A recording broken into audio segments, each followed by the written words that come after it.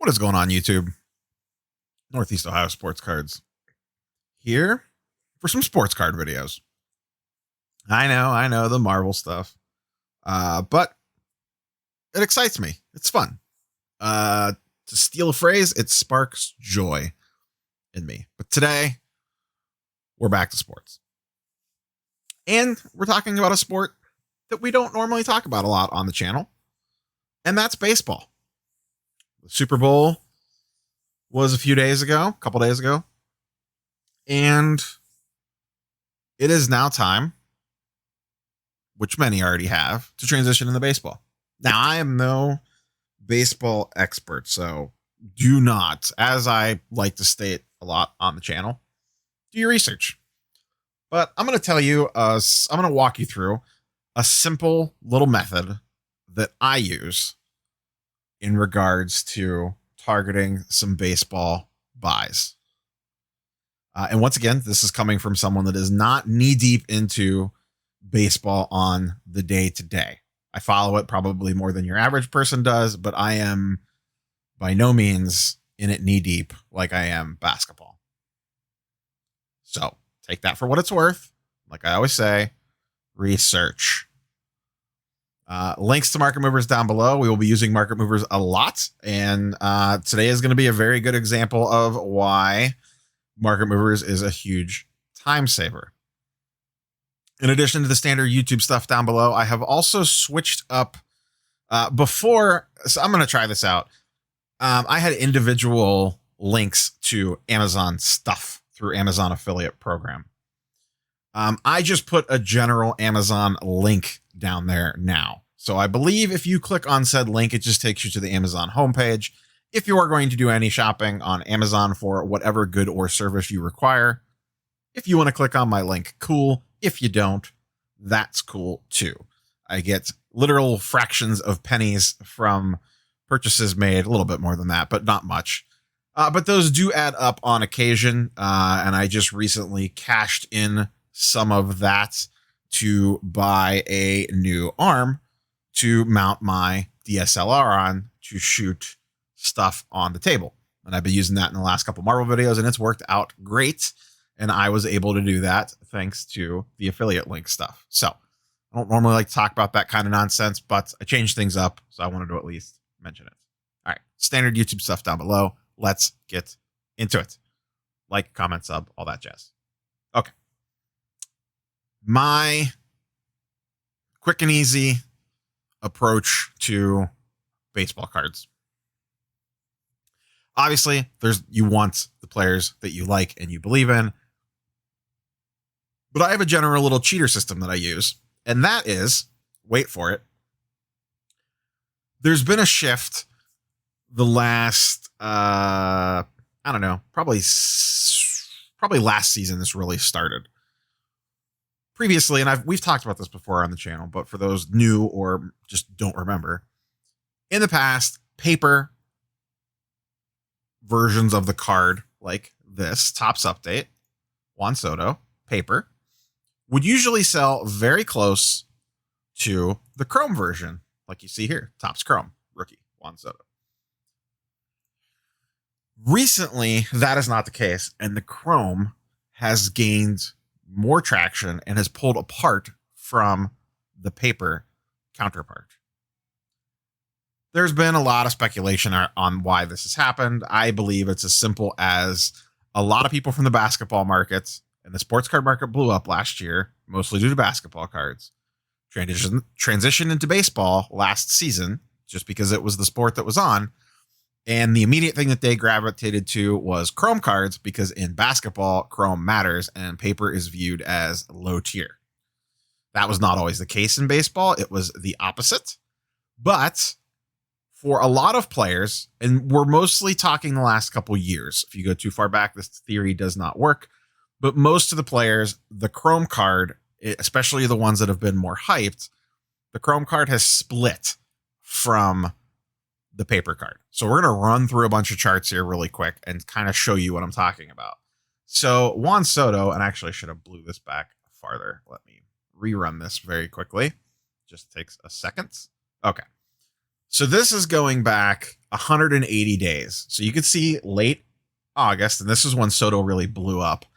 The pink line is the paper. The blue line is the chrome. They are basically intertwined with each other back here in the summer, in the prime of baseball season. Right around here, Gary Vee tweets about Juan Soto. He has like an 8 home run week or something insane. He just goes ballistic. His prices spike up, and you could see. Look, actually, that happened back here. Sorry. But you could see at some point in time, as more eyes moved over from basketball, the chrome starts to split from the paper. But prior to this, they were neck and neck. And you can see they stay pretty close together. Every once in a while, the paper catches up. But as time has gone on, off into this off season, look what happens to this chart as we move further and further along the year, and how much the chrome has shot up versus its paper counterpart. So if we go back, and we look at the charts down here, 180 days, the starting average, the chrome was actually less, 210 versus 229 for chrome versus paper. Now it's 460 to 330, chrome up 120%, paper up 45%. You can look at this one of two ways. The chrome is appropriately valued, or the paper is undervalued. Personally, I think this trend is going to continue and that the chrome is going to keep going. And as part of that, it'll pull the paper along with it. Think of like a PSA 9 versus a PSA 10, like we talk about all the time. One goes up, the other one follows. It just lags behind, and there's kind of a certain percentage in between. Now, there's not enough data yet, and we're not sure that this is a real thing to say like, oh, the chrome should be 1.5x of paper or anything like that. It really varies, and that's what we're going to get into.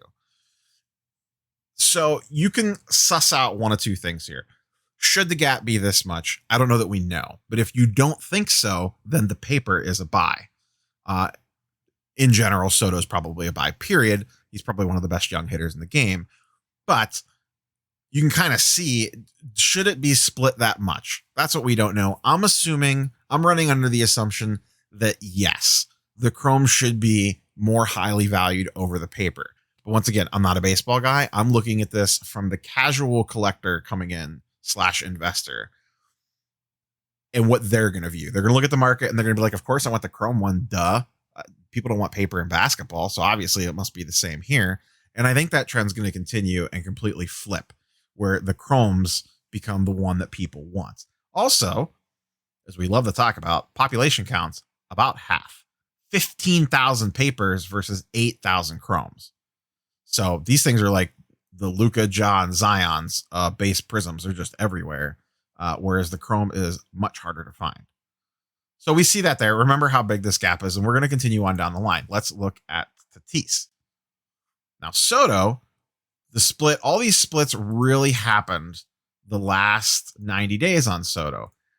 Tatis, it happened later. It just recently started happening. This is a 90-day chart, so 3 months. And you can see they were very close. At one point, they were intertwined, and then they slowly start to split apart again. And around the same time, so right around Christmas, this and Soto really shot up. You can see this right here was 1-2, basically right after the first of the year. It had been slowly climbing, but then right after the first of the year, people were like, whoop, new year, time to jump on the baseball. And Soto and Tatis really went up. Now, Tatis did not go up as much, but we see the exact same trend happening here. Look at how far at first of the year during this spike that the chrome pulled away from the paper. And you see the same thing happening on this chart with Tatis. Now, on early January, they were very close together. And then as we move throughout January, they go farther apart. Ignore this downward dot here. This should be up here. A wrong card pulled on the chart. It was not his actual tops 2019.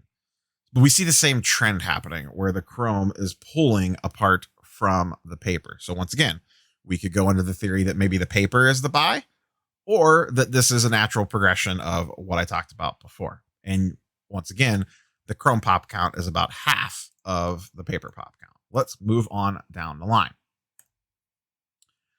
So my general theory is if there's a player that you think is trendy, buzzy, and could have a good year, the first thing to look at is what does his paper go for versus his chrome? And that'll steer you towards which one to buy. Or not necessarily which one to buy, but is there one that has not, that this split hasn't happened yet? Now, I like Yordan Alvarez. Once again, not a huge baseball guy. I could be completely in left field on this, but I think he has a lot of potential. He kind of had a lost season last year, and I think people forgot about him. He's got the Astros taint to him. But you could see his chrome is relatively well respected. It's not a huge difference. The paper goes for 60, the chrome goes for 110, but you could see the same thing over the last 90 days. The chrome is up 155%, whereas the paper is up only 45%. So that's probably about where it should be based on, I'm using Tatis and Soto as the standard bearers here because they're the two biggest, hottest names of the semi-modern guys. So that makes sense to me that the chrome is up about 3x the paper. We see the same thing here, 33% and 149%, and 118% to 45%. If anything on Tatis, it actually feels like his paper may be undervalued at $200. So Yordan to me seems fine, but you can see what I'm doing here. I'm looking to see, have these gone up together or have they not? Let's look at another player that I really like, Eloy Jimenez. And let's come down here. Once again, at the time that these charts started, they were fairly close together. Start average 40 on the paper, 53 on the chrome, ending at 87 and 67. But here's the interesting part. The chrome on Eloy has only gone up 65%, and the paper has gone up 61%.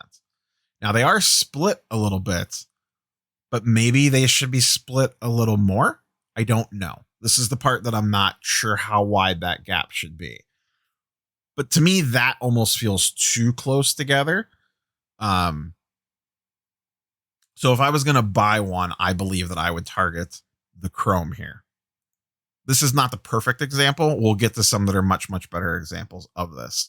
But you get the general idea of what I'm looking for here. So it's a player that I like, and then I just look at chrome versus paper. This is not rocket scientist, but it's where having some type of tool that easily lays this stuff out for you makes life really easy. Here's another perfect example of chrome pulling away from paper, and that's Bichette. Now, these started pretty far apart to begin with, but his very first sale, which these are a little tricky because it's right at like one of the first PSA 10s on the market. You could see it kind of has to establish itself. There was one high, then one low, then went back up, back down, back up, back down. But in general, you could see that they were relatively close together, but now they have pulled pretty far apart. And once again, this all happened in the last 2 weeks. It was trending that direction, and then they really split apart the last couple weeks to the point now where the chrome's at 160 and the paper's at 100. Chrome's up 70%, paper's up 63%. The percentages there are a little deceiving because the chrome started a lot higher at the beginning of the chart. But once again, more data showing that the chromes are pulling apart from the paper. Now let's get into the more interesting ones. Lou Bob, hot young rookie, probably the biggest prospect of the league last year. I'm going to say it kind of disappointed a little bit, but he's still trendy as all get out. And I am very intrigued by that young White Sox team. That's why I like Eloy. I kind of like Jan Makata and some of the other guys on that team. So Lou Bob, at the start of this chart, you could see these were very close together. Chrome was at 100. Paper was at 103. Chrome was at 10. Paper was at 105. Chrome was at 103. Over the last 90 days, paper's gone up 35%. Chrome's gone up 71%. So not as much as some of the other ones had. We saw here 45%, 155% on Yordan, 33%, 149%, 45%, 118%. To me, looking at that and looking at the other numbers and just looking at the chart, Lou Bob's chrome to me feels a little too cheap. Now, this is if you are a believer in Lou Bob.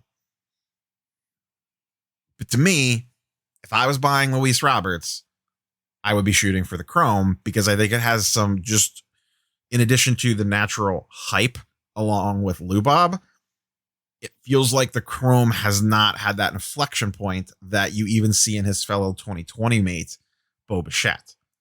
You know, when we looked at Bichette, look at the gap. Look at how that gapped apart in January, the blue line and the pink line. And look at Lubob. They're very close together. It's as simple as that to me. And like, again, maybe I'm crazy. You guys could tell me in the comments down below. But this seems pretty no-brainer to me. But maybe I just don't know what the hell I'm talking about, which is a very real possibility. Let's look at Gleyber Torres. Kind of had a down year last year. I kind of like him for a rebound year. And you could see the same trend, which in this case, actually, this is one of those ones that it took a while. This is what the charts used to look like. Paper would be on top, pink line, Chrome on the bottom line, blue. Usually wouldn't always be this far apart, but you would definitely see this. And as we chart along here, you could see the Chrome came up to catch the paper, but they are still, look at how close these are together. And every other chart that we've looked at, they're far apart. When we come down here and look at the pricing, his Chrome is at 77 and his paper's at 76. Now the Chrome's up 126%, the paper's up 30%. But if you're a believer in Torres, this Chrome should have a lot of room to go. You know, I'm not going to click backwards, but we saw how much of a difference there was in the Chrome versus the paper when we looked at the other hotter guys. So if Torres gets trendy, to me, that Chrome has a lot of runway to really take off. I don't know if that's going to happen or not, but just based off of the other examples that we've looked at, logically, to me, this makes sense. The last one we're going to look at, so Torres, Lubob, I think, looks like the Chrome. That one's a little bit more on the fence, but I believe in buying the Chrome, obviously, if you're buying the two, but I think there's some extra oomph to that one. Torres, there's 100% extra oomph if you believe in him. And then the last one is Cody Bellinger. This one is the most surprising out of all of them. His 2017 Topps Update and Topps Chrome are basically the same price. And actually, for the longest time, the paper's been selling for more. And if we go back 90 days, the Chrome has been catching up a little bit, but you can see their prices are identical. 184 to 188. It is up 91% and it's up 38% on the paper. The Chrome's definitely made a charge. But how is it that these two are so close together? And Bellinger's, you know, one of the better players in the league. And then you come down here and look at Tatis, and there's this monster difference between the two. Tatis paper sells for 200. That's the same price as the Bellinger paper, 188. But the Bellinger Chrome's only 184, and the Tatis Chrome's 366. And, you know, pop counts on this are a little bit different. 2,400 paper, only 1,400 Chrome. That's pretty low, especially compared to some of the other guys. So to me, out of everything we've looked at, the numbers tell me that the Bellinger Chrome shouldn't be this cheap. That if you want to go to Cody Bellinger, this is what to shoot for. So this is kind of how, as a non-in-the-weeds baseball guy, I look to evaluate potential baseball pickups. Is look at the numbers, look at the math, look at the charts, and try to find unrealized value. So to me, whether Bellinger gets trendy or not, his Chrome should just go up in price naturally because of the gap that should be there established by Soto and Tatis. Maybe it doesn't trickle down. Like I said, maybe I'm crazy. What do you guys think? Is this making sense? Do you believe in the Chrome versus the paper? I know that's kind of a big debate in the baseball world. But so that's kind of my process. This is what I have been looking at to make pickups. And like I said in earlier videos, I have been doing most of my baseball shopping on StarStock. I'm kind of using StarStock as the test bed for baseball for quick flip, not necessarily for quick flips, but just to kind of fully immerse in a single sport on that site and not do anything in the quote unquote real world, or at least much. I don't own too much physical baseball. I have a couple Sotos and a few other little odds and ends of things, a couple of Acuñas, but nothing crazy. I probably have like a dozen baseball cards, all PSA 10s, but nothing insane. So that's all I got for you guys today. Hope this was helpful, kind of let you in on what I'm doing, whether it's right or not. I have no freaking idea, but it's what I'm doing. So YouTube stuff down below. Like, comment, sub, and we will catch you guys on the next one. Peace.